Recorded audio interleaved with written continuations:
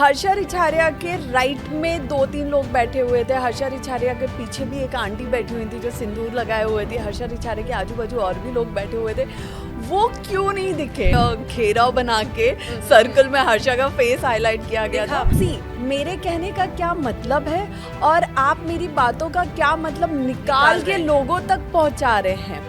अब मेरी हिम्मत नहीं है कि मैं और नेगेटिव लूं, तो आप मुझे नेगेटिव कुछ भी मत बताओ। मुझे सुनना ही नहीं है कौन क्या बोल रहा है। या तो सब गलत हो सकते हैं या तो सब सही हो सकते हैं। 9 सही और 1 गलत कैसे हो सकता है? तो आपको ये लग रहा है कि ये जस्टिस नहीं हुआ जहाँ पर एक तरफ से आपसे सवाल पूछे गए?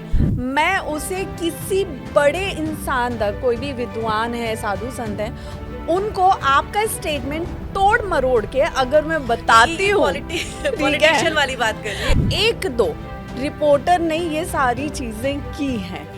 नमस्कार, आप देख रहे हैं इंडिया डेली, आपके साथ मैं हूं किरण। कई ऐसे खास मेहमान हमारे इस चैनल पर जुड़ते हैं जिनके इंट्रोडक्शन देने की बहुत ज़्यादा ज़रूरत पड़ती है, लेकिन आज जो हमारे बीच में खास शख्सियत जुड़ी हैं उनके इंट्रोडक्शन देने की यहाँ पर ज़रूरत नहीं है। जैसे मैं नाम बोलूँगी वैसे ही आप समझ जाएंगे कि वो कौन है, क्या हैं। और आपको ये हम बताएं कि देखिए, थोड़ा सा अगर हम उनके पास्ट पर ध्यान दें तो वो एंकर भी रही हैं, वो इन्फ्लुएंसर भी हैं, और इसी के साथ अगर हम बात करें तो वो मॉडल भी रही हैं। यानी इस तरह से ग्लैमर की दुनिया को छोड़ वो सनातन की तरफ रुख कर चुकी हैं। सनातन में उनकी रुचि है, वो आध्यात्म की तरफ अपने आप को लेकर के जा रही हैं। जी हाँ, मुझे लग रहा है अब आप समझ चुके होंगे कि मैं किन की बात कर रही हूँ। मेरे साथ यहाँ पर हर्षा रिछारिया जुड़ चुकी हैं, उनसे हम बातचीत करेंगे। हर्षा, सबसे पहले आपका बहुत बहुत स्वागत है इंडिया डेली पर। थैंक यू सो मच, बहुत बहुत धन्यवाद। हर्षा, देखिए, जैसे मैं आपके थोड़े पास्ट पर देख रही थी और उसका इंट्रोडक्शन भी मैंने यहाँ पर दिया, तो कहीं ना कहीं ये देखिए कि मैंने कहा आप एंकर भी रही, इन्फ्लुएंसर भी रही और एज वेल एज आप मॉडल भी रही हैं। अब आप सनातन की तरफ जो है अपनी रुचि लेकर के जा रही हैं, तो ऐसे में कैसे आपको बुलाया जाए? मतलब एंकर हर्षा रिछारिया या फिर मॉडल हर्षा रिछारिया या फिर अब साध्वी हर्षा रिछारिया?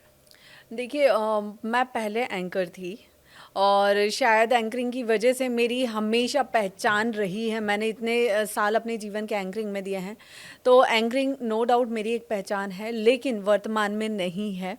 और दूसरी चीज़, जो मॉडल मुझे बुलाया जा रहा है, मैंने कभी मॉडलिंग नहीं की, ठीक है।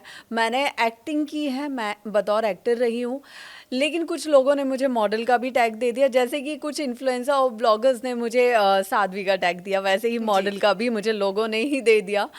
एंड अब जो है, जो मेरी पहचान है, वो हर्षा रिछारिया की एक सनातनी प्रचारक के रूप में है, जो सनातन का प्रचार करना चाहती है, सनातन के लिए काम करना चाहती है।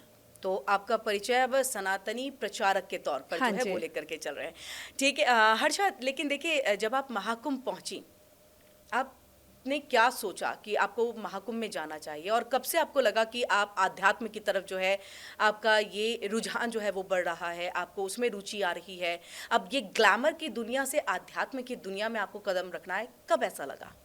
सी, वैसे तो 2019 में जब मैंने योगा के लिए मैं गई अहमदाबाद, वहाँ से मेरी लाइफ धीरे धीरे टर्न होने लगी उस मोमेंट से। लेकिन मुझे लगता है कोविड पूरी दुनिया के लिए एक ऐसा टाइम था ना, लॉकडाउन, कि जब सबकी जिंदगियां बदली। जी। बहुत से सुसाइड्स भी हुए। वो जो सुसाइड हुए हमारे एक्टिंग प्रोफेशन से, बहुत से एक्टर्स ने सुसाइड किए। तो तब ना दिमाग में ये आया कि हम पैसे के लिए भाग रहे हैं, हम लाइमलाइट के लिए भाग रहे हैं, लेकिन हमारी ज़िंदगी क्या इतनी छोटी है कि एक लॉकडाउन हमें मरने पे मजबूर कर सकता है। सोच के देखिए। तो वहाँ से फिर मैं और ज़्यादा मेंटली डाइवर्ट होने लगी और मैं बहुत ज़्यादा अध्यात्म की तरफ आगे बढ़ने लगी। फिर उसी दौरान 2020 में ही मेरा पहली बार केदारनाथ जाना हुआ और वहाँ से मेरी ज़िंदगी ने बिल्कुल टर्न ले लिया। मैं डाइवर्ट होने लगी, लेकिन पिछले 2 सालों में मैं बिल्कुल उसमें समाने लगी, उसमें रमने लगी, और जो मुझे लगता है अब जाके दुनिया को बहुत ज़्यादा दिख रहा है। अच्छा, ये कोविड के टाइम में क्यों? क्योंकि उस वक्त में काफ़ी लोगों ने अपनी जान गंवाई, चाहे वो मेडिकल ट्रीटमेंट उनको सही से नहीं मिल पाए या फिर दवाएं जो है उनको सही टाइम पे नहीं मिल पाई। आपने सुसाइड की बात भी की है, लेकिन आत्महत्या तो इसके पहले भी लोग कर रहे थे। फिर आपको वो एहसास तब नहीं हुआ? मतलब इसके पीछे कुछ रहा? क्या रहा? देखिए, पहले भी आत्महत्याएं हो क्योंकि रही हम थी। देखते हैं ना किसान कितने आत्महत्या करते, तो बिल्कुल। जुड़ाव उससे भी एक होता है। पहले भी आत्महत्याएं हो रही थी, लेकिन कोविड एक ऐसा टाइम था ना, इतना मैं कहूँगी सबकी लाइफ का एक ऐसा डाउनफॉल था जिसमें हर इंसान, मतलब जिसका अगर बैकअप नहीं है या जो लोन में ज़्यादा है, ये ईएमआई पे ज़्यादा चल रहा है, वो हर इंसान प्रेशर में आ गया था। किसी के ऊपर परिवार चलाने की जिम्मेदारी थी, किसी के ऊपर समाज को देखने की जिम्मेदारी थी, किसी के ऊपर अपना मान सम्मान, अपना इमेज बनाए रखने की जिम्मेदारी थी। तो जिम्मेदारियों के नीचे सब दबे हुए थे। लेकिन कोविड के टाइम पे मुझे लगता है ये चीज़ें मैंने बहुत ज़्यादा देखी, और तब आप ये फील करते हो। और कोविड मेरे लिए ऐसा था कि मैं कभी, मतलब जब से मैंने काम करना स्टार्ट किया था as an anchor, as an actor, तो मैं ना कभी एक जगह टिकी नहीं थी। हमेशा ट्रैवल करना, काम करना, घूमते फिरते काम करना। तो उस टाइम पे 4-5 महीने मैं घर पे रही। नो डाउट कि मेरे ऊपर ईश्वर की कृपा थी, तो मुझे कभी फाइनेंशियली प्रॉब्लम नहीं आई। मुझे कुछ ना कुछ काम घर बैठे भी आता रहा सोशल मीडिया के लिए, तो मुझे दिक्कत नहीं आई। लेकिन बाकी लोगों को जब मैंने देखा और मैंने इतनी डेथ्स देखी, इतनी चीज़ें देखी, तो मैं ना बहुत ज़्यादा उससे मतलब डिस्टर्ब हो गई थी। और तब मुझे लगा कि इस पूरे ब्रह्मांड की एक शक्ति है, और वो शक्ति है ईश्वर की।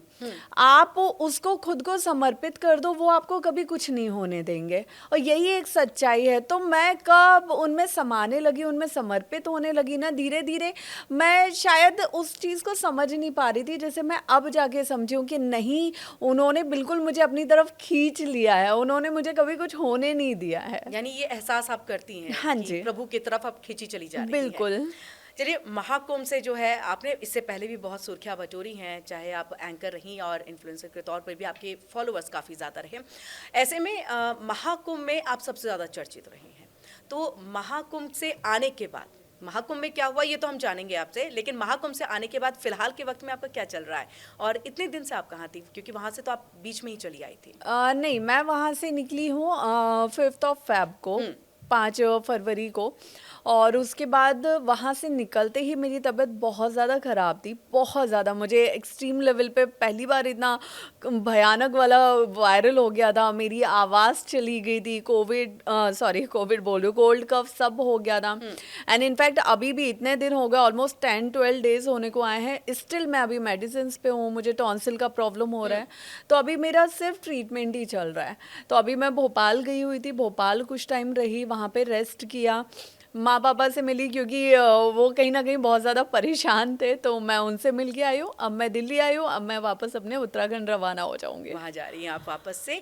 तो उत्तराखंड में अपने दोस्तों से अब आप मिलेंगी? आप बीच में अभी तक तो उत्तराखंड गई नहीं है ना? मैं उत्तराखंड में, मेरे दोस्त नहीं है। कोई नहीं है। उत्तराखंड में मैं दोस्त नहीं बोलूँगी, लेकिन उत्तराखंड में कुछ ऐसे परिवार हैं, क्योंकि मैं वहाँ अकेली रहती हूँ, तो कुछ ऐसे 2-3 परिवार हैं जो हमेशा मुझे सपोर्ट करते हैं, हमेशा मेरा ख्याल रखते हैं। तो मैं अब जाऊंगी तो उन परिवारों से मिलूंगी, उन अपनों से मिलूंगी। तो जब आप महाकुंभ में थी, ये परिवार वाले आपको फ़ोन किया करते थे?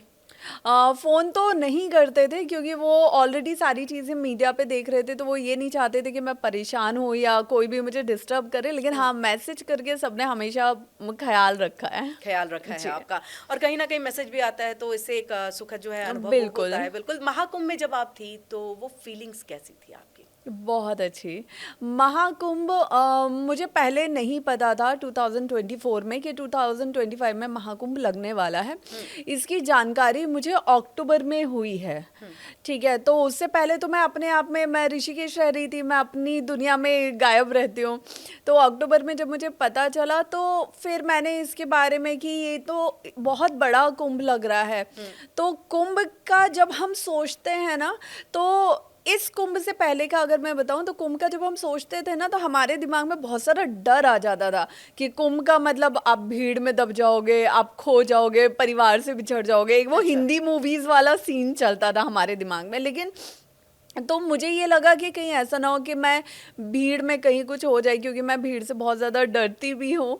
तो फिर कितना पैदल चलना पड़ेगा, क्या होगा, कैसे मैं रहूँगी, और अकेली मैं कहाँ कहाँ जाऊँगी, क्या करूँगी। बिकॉज़ मैंने ये सोचा हुआ था कि कुंभ में जाके ना मैं अलग अलग कोशिश करूँगी जितने ज़्यादा आश्रमों में मैं रुक सकूँ, जितने ज़्यादा मैं साधु संतों से मिल सकूँ, ताकि मैं सबकी जर्नी, सबकी ज़िंदगी का वो सफ़र पता कर सकूँ, कौन कहाँ से अध्यात्म से जुड़ा, किसने कहाँ से टर्न लिया।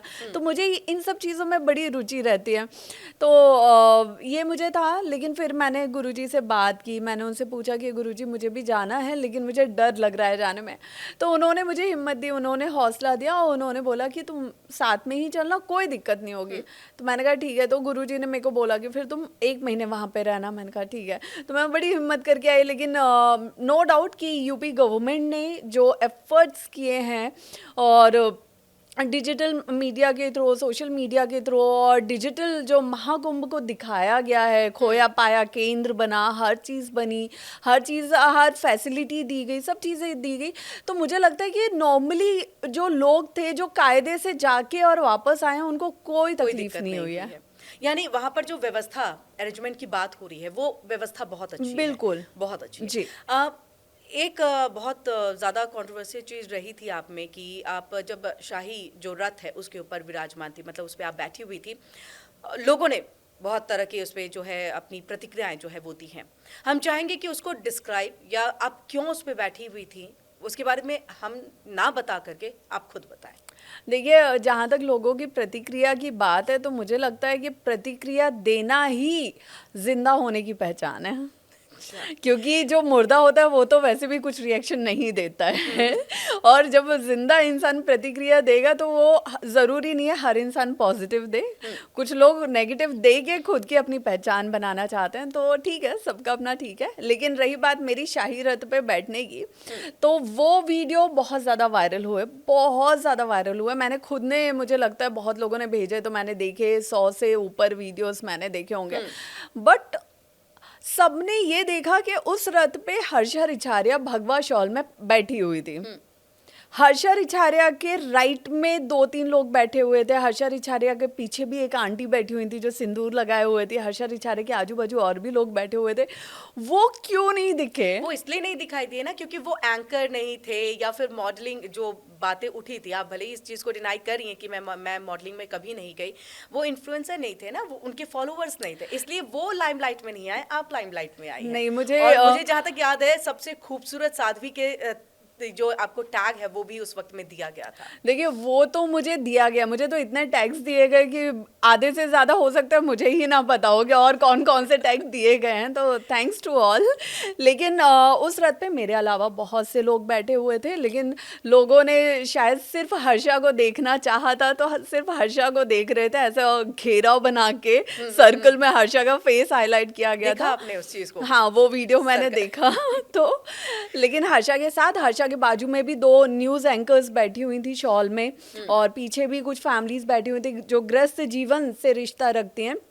तो काफ़ी लोग बैठे हुए थे। तो मुझे लगता है कि ये कोई चर्चा का या विवाद का मुद्दा ही नहीं है। ये बात तभी ख़त्म हो जाती है कि अगर हर्षा के साथ और भी ग्रस्त लोग बैठे हुए थे तो बात वहीं ख़त्म हो जाती है। बट वो अपने आप को इस तरह से एक सनातनी, मतलब सनातनी तो कहते ही है, साध्वी तो नहीं कह रही होंगी ना, अगर 2 एंकर वहां पर और बैठी हैं, न्यूज़ एंकर। मैंने किसी भी वीडियो में ये मुझे एक मिनट मुझे लगता है मैंने किसी भी वीडियो में ये नहीं बोला कि मैं साध्वी हूँ, ठीक है। मुझसे जब पूछा गया, मैंने बोला कि मैं 2 साल से इस तरह का जीवन जी रही हूँ। इस तरह का जीवन जीने का मतलब है कि लाइक 2 साल से मैं मंदिरों में ज़्यादा जा रही हूँ, भजन कीर्तन में ज़्यादा जा रही हूँ, मैं साधु संतों से ज़्यादा मिल रही हूँ, मैं उत्तराखंड में रह रही हूँ, मैं बहुत अकेले और अपनी एक अलग जोन में रह रही हूँ, ठीक है। अब उसका मेरे कहने का क्या मतलब है और आप मेरी बातों का क्या मतलब निकाल के लोगों तक पहुंचा रहे हैं, वो तो फिर उन लोगों पे, उन व्लॉगर्स और इन्फ्लुएंसर्स पे डिपेंड करता है। अच्छा, आप तो इसको क्या पॉजिटिव वे में लेकर के आप चल रही हैं, कैसे लेके आप चल रही मुझे हैं? एक बात बताइए, एक इंसान होने के नाते हाँ। कोई भी इंसान, चाहे वो इमोशनल हो चाहे वो प्रैक्टिकल हो, वो अगर नेगेटिव में भी लेगा तो कितने दिन ले पाएगा, फिर तो वो मर ही जाएगा। तो इट्स बेटर कि अगर मुझे नेगेटिव दिखा भी, मैं डाउन भी हुई, मैं इमोशनल भी हुई, तो मैं उसको भी ना कुछ ही दिन मैंने लिया। अब मेरी हिम्मत नहीं है कि मैं और नेगेटिव लूँ, तो इट्स बेटर कि मैं हर नेगेटिव में भी पॉजिटिव ढूंढ लूँ जिससे मैं खुश रहूँ। आपने ये इमोशन की बात की, आपने कहा कि नेगेटिव कुछ टाइम के लिए मैं रही, तो मैं उस पल, उस क्षण को आप जानना चाहूँगी जिस वक्त में आप सबसे ज़्यादा जो है भावुक हुई होंगी, कोई बात आपको बहुत ज़्यादा ठेस जो है वो लगी होगी। मुझे अभी भी लगती है। चलिए, मुझे आप अभी वहाँ भी से लगती कनेक्ट है। करके स्टिल अभी की भी बात बता तो दीजिएगा। देखिए, मुझे सबसे ज़्यादा यही लगा कि जिन चीज़ों को लेके कुछ महान जो संत हैं उन्होंने मेरे ऊपर विवाद किया, मुझे लेके टिप्पणियाँ की, तो जब ये चीज़ें आई ना सामने, तब तक मैं प्रॉपर नेटवर्क में नहीं थी, तो मुझ तक बातें, आधे से ज़्यादा बातें मुझ तक पहुँच ही नहीं रही थी। इनफैक्ट मैंने एक टाइम पर अपनी फैमिली को भी बोल दिया था कि अगर कुछ भी मीडिया में नेगेटिव आता है तो आप प्लीज़ मुझे मत बताइए, क्योंकि मैं अकेले वहाँ पे रह रही हूँ, मैं कैसे सर्वाइव कर रही हूँ, मैं कैसे सारी चीज़ों को फेस कर रही हूँ, ये मुझे पता है। और तो आप मुझे नेगेटिव कुछ भी मत बताओ, मुझे सुनना ही नहीं है कौन क्या बोल रहा है, और मैं सुन के करूँगी भी क्या, मुझे क्या लेना देना, बोलने दीजिए जिसको जो बोलना है। तो जिस टाइम पे टिप्पणियाँ हुई, जिस टाइम पे विवाद हुए, उस टाइम पे बस मेरे अंदर एक सवाल था जो शायद अभी भी है। मैं कई बार खुद को समझाती हूँ कि नहीं हर्षा, सब कुछ भूल के आगे बढ़ो, कोई बात नहीं, किसी ने बोल दिया तो। लेकिन कुछ सवाल ज़िंदगी में ऐसे हो जाते हैं जब मतलब एक इमोशनल इंसान होने के नाते मेरे को ना सवाल बहुत ज़्यादा खाते हैं कि ये चीज़ नहीं होनी चाहिए, ये क्यों हुआ, अच्छा, ये क्यों इसकी पूछा गया? ज़रूरत क्या थी, ये नहीं पूछना चाहिए था, या ये क्यों क्वेश्चन बोला गया, बोला गया? है हाँ। ना। अगर एक ही चीज वहां पे मौजूद 10-12 लोग कर रहे हैं, तो एक ही इंसान को आप निशाना मत बनाओ। या तो सब गलत हो सकते हैं, या तो सब सही हो सकते हैं। 9 सही और एक गलत कैसे हो सकता है? तो आपको ये लग रहा है कि ये जस्टिस नहीं हुआ, जहां पर एक तरफ से आपसे सवाल पूछे गए और बाकी कुछ थे जिनको यहाँ पर देखा भी नहीं गया, बिल्कुल, मतलब लेकिन उनको उतना मुझे highlight नहीं मुझे किया गया। ये भी लगता है कि सी, अभी मैं एक एंकर हूँ, एक रिपोर्टर हूँ, ठीक है। मैं आपसे कोई स्टेटमेंट लेती हूँ, मैं उसे किसी बड़े इंसान तक, कोई भी विद्वान है, साधु संत है, उनको आपका स्टेटमेंट तोड़ मरोड़ के अगर मैं बताती हूँ, ठीक है, पॉलिटिशियन वाली बात कर रही है। अगर मैं बताती हूँ तो वो मेरा बयान सुन के उसके अकॉर्डिंग वो मुझे जवाब देंगे। Okay. अगर मैं आपकी बात जो भी उनको बता रही हूँ उसके अकॉर्डिंग वो मुझे जवाब देंगे। तो मुझे लगता है कि उन साधु संतों की भी उतनी गलती नहीं है जो एक दो रिपोर्टर ने ये सारी चीजें की हैं, तो उसकी वजह से ये पूरा विवाद शुरू हुआ है। जब ये विवाद शुरू हुआ तो डेफिनेटली आपने बातचीत की होगी, और मुझे लग रहा है कि सबसे पहले आपने अगर बातचीत की होगी तो वो है अपने गुरु से, क्योंकि मन की शांति, अगर कुछ चीज़ें जो है थोड़ा विवाद चीज़ें आ रही हैं वो भी आध्यात्म से जुड़ करके, तो ऐसे में गुरुओं के पास जाते हैं। आप जब अपने गुरु के पास गए तो उन्होंने क्या कहा आपको, किस तरह से कहा कि आप नहीं रहिए, क्योंकि मुझे जहाँ तक याद है कि आप एक बार गई फिर वापस आप लौटी कि हमें नहीं जाना है, मुझे नहीं जाना। मैं एक्चुअली जब इमोशनल हो गई थी, मैं बहुत ज़्यादा डिस्टर्ब भी हो गई थी, उस टाइम पे मैंने गुरुजी से भी बात की, और मैं अपने पापा से हर चीज़ शेयर करती हूँ। मेरे पापा और मेरी बॉन्डिंग ऐसी है जैसे दो बेस्ट फ्रेंड्स की रहती है। तो मैंने पापा से भी बात की, तो मैं तो छोड़ने को तैयार हो गई थी, मैं जाती हूँ, मेरे को इतना, अगर मेरे रहने से किसी को इतना इशू हो रहा है तो इट्स बेटर कि मैं चली जाऊँ, मैं क्यों किसी के प्रॉब्लम की वजह बनूँ। तो मेरे पापा का ये था कि तुम वहीं रहो, तुम गलत नहीं हो ना, तो तुम वहीं रहो, और जितने दिन का सोच के गई हो उतने दिन रह के आओ, क्योंकि तुम ऐसे वापस आओगी ना तो लोग और तुम्हें टारगेट करेंगे और फिर गलत समझेंगे, तो इट्स बेटर कि तुम वहीं रहो। मैंने कहा ठीक है। फिर मैं गुरुजी से मैंने बात की, और गुरुजी से जब मैं लाइफ में पहली बार मिली थी ना, उस दिन उनको उस दिन से पता है कि मैं इमोशनल हूँ, ठीक है। तो उस दिन जब मैं उनसे मिली तो उन्होंने मुझे समझाया, उन्होंने मुझे स्ट्रॉन्ग रहने के लिए बोला, और उन्होंने मुझे शांत रहने के लिए बोला कि अगर कोई भी कोई प्रतिक्रिया दे रहा है तो आप शांत रहो और उनको देने दो, उनका उनके साथ, हमारा हमारे साथ, आप परेशान मत हो, आपको जैसे रहना है वैसे रहो। तो मैं मेला क्षेत्र रही, मैं 22 दिन हूँ प्रयागराज में, लेकिन मैं कुछ दिन के लिए, आई थिंक 2 या 3 दिन के लिए मैं मेला क्षेत्र से बाहर आके प्रयागराज शहर में अपने रिलेटिव्स के पास रही। और मेरा थोड़ा सा स्ट्रेस की वजह से तबीयत खराब हो गई थी, तो उसका ट्रीटमेंट करवा के फिर मैं वापस कुंभ क्षेत्र में आई। कुंभ क्षेत्र। अच्छा, महाकुंभ में लोग जाते हैं आस्था, भक्ति, सुकून ढूंढने के लिए, शांति ढूंढने के लिए। वहाँ हर्षा सवालों का जवाब दे रही थी। पेरेंट्स का तो जिक्र आपने कई बार किया कि पेरेंट्स ने आपको बहुत मोटिवेट किया है, सिखाया भी, और किस तरह से आपको जो है उन्होंने संभाला, फ़ोन पे संभाला, क्योंकि आपके पास वो थे नहीं, और ऐसे में किस तरह से फ़ोन पर आपसे बात करके आपको वो ढाढ़स बंधाया है कि हर्षा को वहीं रहना है, चाहे कितने भी सवालों की बौछार क्यों ना हो जाए। मुझे याद है कि एक दिन मैं बैठी हुई थी एंड मैं घर वालों से उस समय बात नहीं कर रही थी, क्योंकि मुझे ये लग रहा था कि जो मैं मेंटली डिस्टर्ब हुई हूँ, कहीं मैं उनको लाइक अग्रेसिवली कुछ ना बोल दूँ, तो मैंने थोड़ा बात करना कम कर दिया था। तो मुझे याद है कि सडनली मेरे भाई का मैसेज आता है कि पापा तुम्हारे पास पहुँच गए, पापा से मिल लो। एंड आई वाज लाइक पापा आ गए क्योंकि मैंने उनको स्ट्रिक्टली मना किया था कि आप मत आना, लेकिन मेरे पापा ऐसे हैं, मेरा भाई भी ऐसा है कि मैं अगर मना कर रही हूँ ना कि नहीं मैं अकेले हैंडल कर लूँगी अपनी सारी प्रॉब्लम्स, तो फिर वो उस समय मुझे नहीं छोड़ सकते हैं। तो जब मेरा रोने वाला वीडियो वायरल हुआ था, तो उसके बाद सडनली मेरे पापा मुझे सरप्राइज़ देने आ गए थे। फिर वो 2-3 दिन रहे मेरे पास और उन्होंने मुझे बहुत संभाला, बहुत समझाया, मुझे गाइड भी किया सारी चीज़ें। फिर पापा चले गए थे, फिर उसके बाद मौनी अमावस्या के अराउंड मेरा भाई आया था, तो हम लोगों ने मौनी अमावस्या पे साथ में मिलके स्नान किया था। फिर भाई के जाने के बाद फिर जो तीसरा स्नान था बसंत पंचमी का, उस दिन मेरे पापा और चाचा आ गए थे। उन्होंने, किसी ने मुझे नहीं बताया, क्योंकि उनको पता था कि वो बताएंगे तो मैं मना कर दूंगी, क्योंकि हमें ये लगता है दूर से आपके ऊपर नजर बस रखे हुए थे कि हाँ, आप परेशान मेरे तो नहीं हर हो रही पल हैं। की नजर रखे हुए हर पल थे। की उनके पास जानकारी थी। हाँ जी, ये फैमिली स्ट्रेंथ है राइट। जो आपको उनसे मिली है। तो हाँ, आप कंटिन्यू कीजिएगा। तो बस फिर वसंत पंचमी पे पापा और चाचा आ गए थे, तो हम लोगों ने साथ में स्नान किया। मेरा हमेशा ये रहता है कि मैं अपनी प्रॉब्लम खुद सॉल्व करूंगी, आप लोग परेशान मत हो। और जहाँ मैं ये बोलती हूँ वहाँ उनका ये रहता है कि नहीं, हम इसको अकेला नहीं छोड़ेंगे। तो वो हमेशा मतलब पूरी खबर मेरी रखते हैं, मैं बात करूँ नहीं करूँ, और उसके बाद जहाँ उनको लगता है कि हाँ यहाँ इसको ज़रूरत है, वहाँ वो मुझे बिना बताए आ भी जाते हैं क्योंकि उन्हें पता होता है कहीं ना कहीं डीपली मैं चाहती हूँ कि वो आ जाए।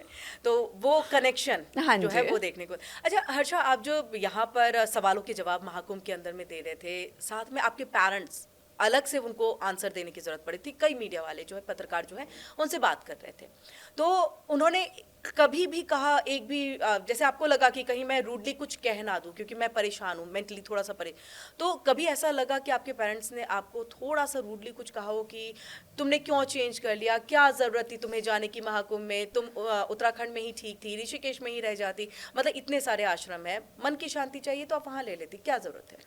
मेरे पेरेंट्स, स्पेशली मेरे पापा, मेरा भाई, माँ तो देखिए ऐसा नहीं है कि मेरी मम्मी सपोर्ट नहीं करती हैं, लेकिन माँ का दिल तो माँ का दिल होता है। हाँ। वो प्रैक्टिकल से ज़्यादा वो इमोशनल होता है ना। तो वो उनको ये लगता है कि बेटा तुम वहाँ परेशान हो रही हो ना, तो तुम घर आ जाओ, मत वहाँ पे परेशान हो।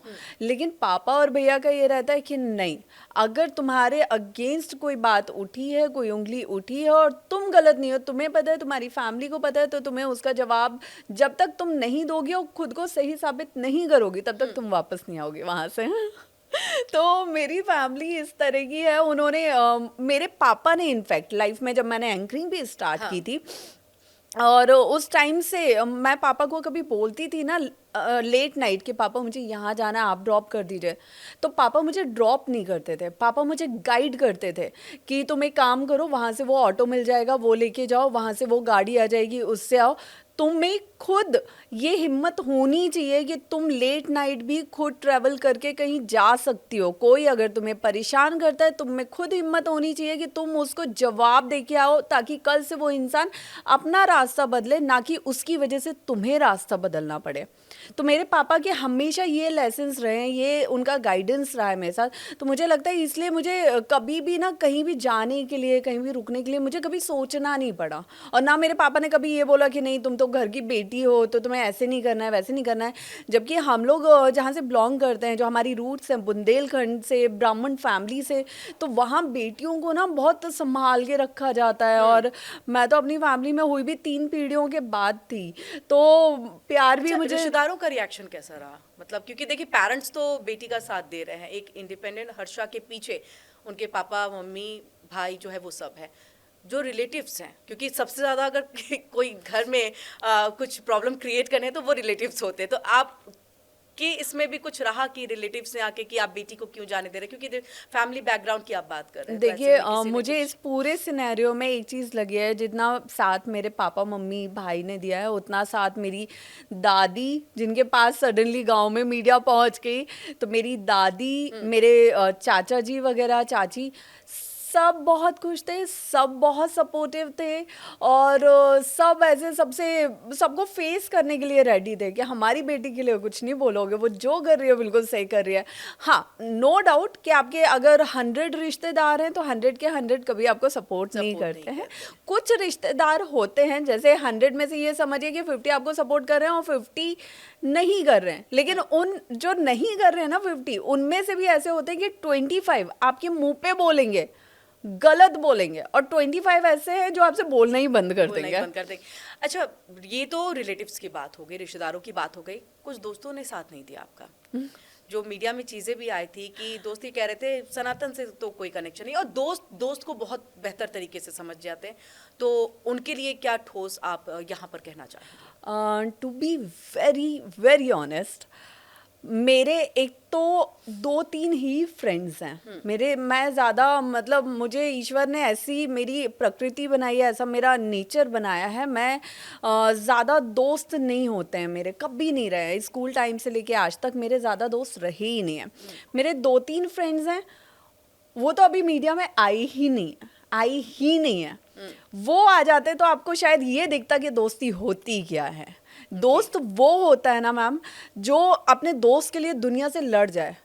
अगर वो सही है तो लड़ जाए, अगर वो गलत है ना तो वो दुनिया के सामने लड़ जाएगा, भले ही कॉर्नर में जाके उसको 2 थप्पड़ लगाएगा कि तूने ये गलती कर दिया। तो मेरे दोस्त तो अभी तक मीडिया में आए नहीं। हाँ, जो 1-2 लोग टीआरपी के लिए, जो मैंने 1-2 वीडियोस देखे, जो लोग स्पेशली अपनी सिटी से निकल के महाकुंभ के मीडिया सेंटर पहुंचते हैं और पहले मीडिया को ये बोलते हैं कि हम उनके करीबी दोस्त हैं, और फिर मीडिया से उन्हीं की बुराई कर रहे हो, जिनका करीबी दोस्त आप बता रहे हो उन्हीं की बुराई कर रहे हो। तो ये मुझे बहुत वियर्ड लगी। और मतलब मैंने ये देखा कि ये जो महाकुंभ रहा है ना, इसने मुझे इतना कुछ सबक सिखा के भेजा है, जो शायद नॉर्मल ज़िंदगी में मैं 10 साल में नहीं सीख पाती, वो महाकुंभ के 20 दिन में सीख के मैं आई हूँ कि इंसान कितना अच्छे से अच्छा हो सकता है और कितना घटिया से घटिया हो सकता है। कि टीआरपी के लिए आप खुद फेम में आने के लिए, खुद लाइमलाइट में आने के लिए, सामने वाले के लिए आप कितना गलत बोल सकते हो। आपके भी घर में बहनें हैं, आपकी भी माँ है, आपके भी घर में फीमेल्स हैं। आप किसी दूसरी फैमिली की फीमेल के बारे में कुछ बोल रहे हो, किसी लड़की, किसी बेटी के बारे में कुछ बोल रहे हो, कम से कम ये सोचो कि अगर उसकी जगह आपकी खुद की बहन होती तो क्या तब आप बोलते? क्या तब वो बातें जो आज आप बोल रहे हो वो आप किसी और के मुंह से सुनते? जिस भी इंसान ने जो 12-15 सालों से मेरे कांटेक्ट में नहीं है, वो आगे सडनली मीडिया में टीआरपी के लिए, अरे मैं तो उसका करीबी दोस्त हूँ, और फिर उसी की बुराई करो। अरे कम से कम दोस्ती का पार्ट तो पढ़ के आओ, दोस्ती क्या होती है वो जान के तो आओ। आप महाकुंभ गई थी कल्पवास में रहने के लिए, यानी कल्पवास 1 महीने का होता है करीब, आप रही 22 दिन की करीब। मैं देखिए क्या महाकुंभ सोच के में, हाँ गई थी, और जो सोच के गई थी क्या वो मिला? दोनों का जवाब दे दीजिएगा। महाकुंभ में मैं कल्पवास का सोच के नहीं गई थी, और मैं कल्पवास को जानने गई थी। जानने के जी, क्योंकि मुझे ये नहीं पता था कि कल्पवास क्या होता है, कैसे होता है, कौन उसे कर सकता है, कौन नहीं कर सकता, मुझे नहीं पता था। तो मेरे अंदर ये सवाल था कि कल्पवास होता क्या है, कलवासी होते कौन है, कलवासी कैसे रहते हैं, मैं हर चीज़ जानने गई थी, मैं कलवास को समझने गई थी। कभी महाकुंभ में जाने से पहले मेरे दिमाग में, कुछ दिन पहले ही मेरे दिमाग में विचार आया मैं भी कलवास करूँ क्या। फिर मैंने खुद से सोचा कि नहीं, जिस चीज़ के बारे में मुझे ज्ञान नहीं है उसको मैं रख लूँ, मुझसे गलतियाँ हो जाएं। या मैंने ऐसा भी सुना कि कलवास अगर आप एक बार शुरू करते हैं तो आपको अगले 12 साल तक वो कंटिन्यू हर साल करना पड़ता है, और 12 साल बाद जो दूसरा महाकुंभ आएगा उसमें ही आप उसे समाप्त कर सकते हैं। तो जब तक मुझे वो चीज़ें क्लियर नहीं थी तब तक मैंने सोचा कि मैं अभी कलवास नहीं करूँगी, मैं उसके बारे में पहले पूरा ज्ञान लूँगी। तो मैं कलवासियों से महाकुंभ में मिली हूँ, मैं बहुत कुछ उनसे जाना है, सीखा है। मैं राजकोट के उनके कैंप में चली गई और मिली उनसे, मुझे बहुत अच्छा लगा, बहुत प्यारे लोग थे। और जहाँ आज हम जाते हैं महाकुंभ में, तो हम जाते हैं ना, हम पूरी फैसिलिटी के साथ जा रहे हैं, ठीक है। हम जाने के लिए हमारे पास गाड़ियाँ हैं, रहने के लिए अच्छे कॉटेज, कुटिया, शिविर है, सब चीज़ें। लेकिन जो असली कलवासी है, असली सही मायने में कलवास है, वो एक ऐसा कलवास होता है ना जिसमें आप एक कठोर तपस्या करते हो, जिसमें आप इतने किलोमीटर्स पैदल चल रहे हो, 30, 40, 50 किलोमीटर एक दिन में पैदल चल रहे हो। आप अपना एक टाइम खाना खा रहे हो, वो भी खुद बना के चूल्हे पे खाना खा रहे हो। आप बिना बिस्तर के सिर्फ रेत के ऊपर, या वो कुसा के ऊपर आपने गद्दा बिछा दिया और उसमें ज़मीन पे सो रहे हो, घाट किनारे, वो भी। तो मुझे लगता है कलवास एक ऐसी तपस्या है ना जो नॉर्मली मुझे अभी करने में, कलवास करने में मुझे पहले उस लायक बनना पड़ेगा, इतना आसान नहीं है कलवास करना। अच्छा, ये आपने बहुत अच्छी बात कही कि देखिए मैं वहाँ पर कलवास करने नहीं गई थी, उसको समझने के लिए गई थी। तो जब आप शाही रथ पर बैठ रही थी तो लगा नहीं कि पहले मुझे इन चीज़ों को समझना चाहिए, फिर उस पर बैठना चाहिए, क्योंकि एक तरह से वो पेशवाई, क्योंकि वो तस्वीर आज भी जो है हम सबके जहन में है, और सवाल मुझे लग रहा है वहीं से चीज़ें जो है, विवाद जो है वहीं से खड़ा हुआ था, और उसी के बाद से ऐसा लग रहा है। तो नहीं लगा था कि मैं जाते के साथ किस तरह से इसके ऊपर में मैं बैठूं और क्यों बैठूं, कहीं ऐसा ना हो मैं विवादों में आ जाऊं। क्योंकि देखिए आप जिस फील्ड से गई उसमें, तो कहीं ना कहीं आपको इस बात का एहसास है कि किस तरह से कंट्रोवर्सी जो है वो तुरंत इमीडिएट खड़ी हो जाती है आपके एक शब्द से, आपके एक एक्शन से। तो नहीं लगा था कि ये कुछ गलती हो गई हमसे, और उसका एक नतीजा रहा। मुझे नहीं लगता कि मुझसे कोई भी गलती हुई है, क्योंकि सबसे पहली चीज़ देखिए, मैं किसके सानिध्य में गई थी, अपने गुरुजी के सानिध्य में। उन्होंने जैसा मुझे समझाया, जैसा बोला, मैंने वैसा किया। जब तक आप जिस भी अखाड़े की पेशवाई में जा रहे हो, जिस भी अखाड़े की तरफ से आप जा रहे हो, जब तक आपके गुरु का कोई आदेश नहीं होगा, आप वो काम नहीं कर सकते हो।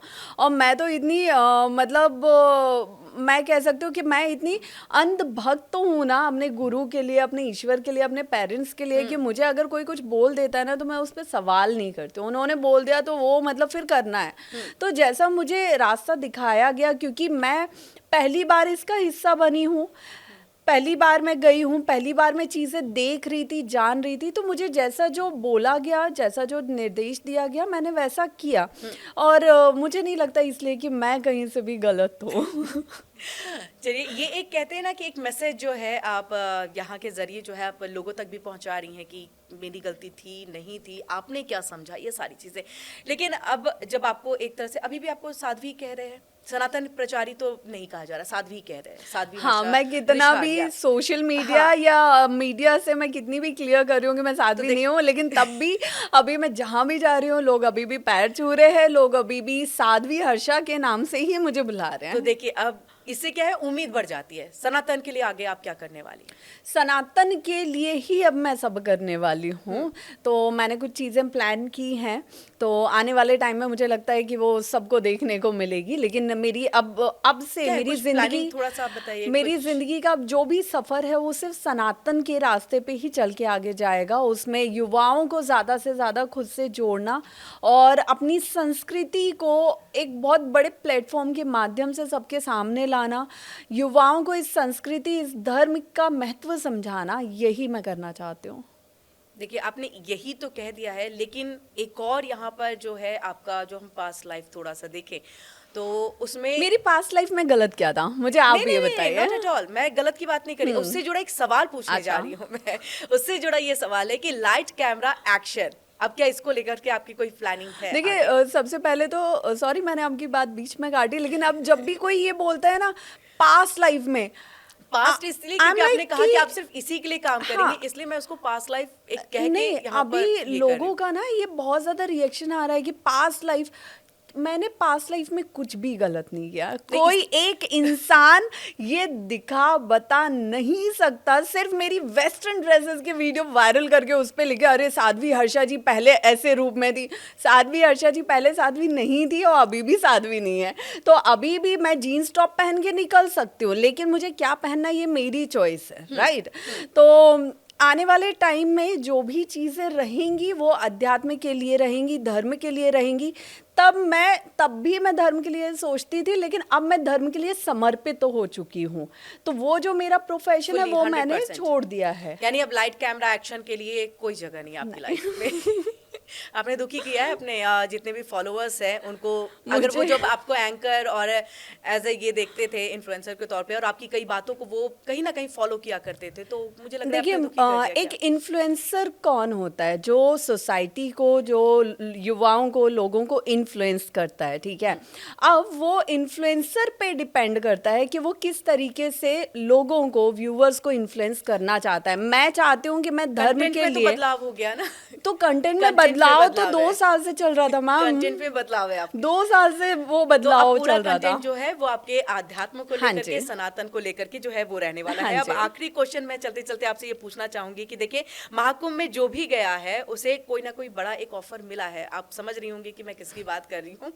तो आपको भी क्या कोई ऐसा ऑफर मिला है, और अगर ऐसा कोई ऑफर अप्रोच कोई करता है तो आगे आपका क्या रिएक्शन है उसके लिए? मुझे अभी तक हाँ है, काफी ना है। जगहों से कुछ ऑफर्स आए हैं Okay. जिनके लिए मैंने मना कर दिया है, क्लियर मना किया था। जब मैं महाकुंभ में भी थी तब भी ऑफर्स आए थे, तो मैंने अभी फिलहाल मना किया हुआ है। आगे क्या होगा वो मुझे नहीं पता, लेकिन मैंने अभी सबको क्लियर मना किया हुआ है। अभी मना कर दिया हाँ जी। आपने। बहुत बहुत शुक्रिया हर्षा रिछारिया हमारे साथ यहाँ पर ये तमाम बातचीत करने के लिए, और आपसे बात करके बहुत अच्छा लगा है। और उम्मीद है कि आप आध्यात्म में और सनातन में कुछ अच्छा करेंगी, आगे की आपकी प्लानिंग जो है अच्छी रहेगी। इसके लिए आने वाले दिनों के लिए आपको ऑल द बेस्ट, और बहुत-बहुत थैंक यू सो धन्यवाद। मच हमारे साथ यहाँ जुड़ने के लिए।